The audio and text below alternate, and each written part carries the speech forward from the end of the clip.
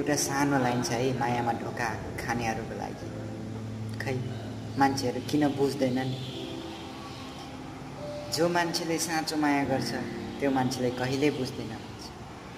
जो मान्छेले शरीरको लागि माया गर्छ, शरीर बर्बाद गर्नको लागि माया गर्छ, मायाको नाटक गर्छ, त्यही मान्छेलाई धेरै इम्पोर्टेन्ट किन दिन्छ? किन बुझ्दैन? जो मान्छेले सब थोक मेरो हो भनेर लागि परेको हुन्छ त्यो मान्छेलाई किन बुझ्दैन? केटा मान्छेले यति पनि नगर्दिन् केटीको जिन्दगी बर्बाद नपार्दिन् र केटी मान्छेले पनि केटाको जिन्दगी बर्बाद नपार्दिन्। केटा मान्छे भनेको एउटा परिवार, सिङ्गो परिवारको खम्बा हो, किनकि ऊ पनि जिम्मेवारी, उसको पनि बाध्यता हुन्छ, जिम्मेवारी बोकेर बाहिरिएको हुन्छ अथवा जिम्मेवारी काँधमा हुन्छ। मान्छे सबै के सोचे हुन्छ, जिम्मेवारी कसरी बुझाउने, कसरी के गर्ने।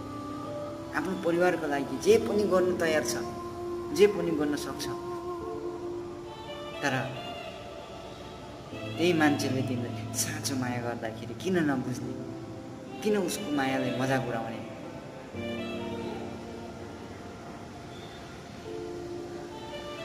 मान्छेहरू यही त हो, शरीरको लागि माया गर्नेलाई चोखो माया गर्दा रहेछ। त्यही भएर पराई मान्छेहरू आत्महत्या गर्न बाध्यता हुन्छ। जो मान्छेले एकदम मरिहत्ते गरेर उसलाई पाउनको लागि गर्छ त्यही मान्छेलाई केही साध्य छैन।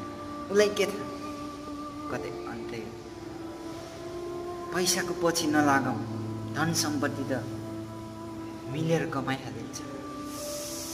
पैसाको पछि लाग्यो, धन सम्पत्तिको पछि लाग्यो भने धन सम्पत्ति रहन्जेलसम्म खुसी भइन्छ। तर जो मान्छेले मनैदेखि माया गर्छ, साँचो माया गर्छ नि, त्यो मान्छेसँग कहिले धोका हुँदैन, कहिले नराम्रो हुँदैन। त्यो मान्छे कहिले नराम्रो भन्दैन, जहिले पनि राम्रो भलैको लागि सोच्छ। तर त्यो मान्छेले किन बुझ्दैन? त्यो मान्छेले किन इम्पोर्टेन्ट दिँदैन? खबरदारी, बुझ्न जरुरी छ। केटा होस् या केटी होस्, बुझ्न जरुरी छ। मान्छेको जिन्दगीसँग खेलवाड कहिले नगर्नु। जिन्दगी एकचोटि आउँछ बाबा, जिन्दगी एकचोटि आउँछ, बार जिन्दगी आउँदैन। दुईटै परिवारकै ख्याल गर्नुपर्छ। उसको पनि जिन्दगी बर्बाद नहोस्, मेरो पनि जिन्दगी बर्बाद नहोस् भन्ने थिङ्किङमा हिँड्नुपर्छ। बुझ्नुभयो?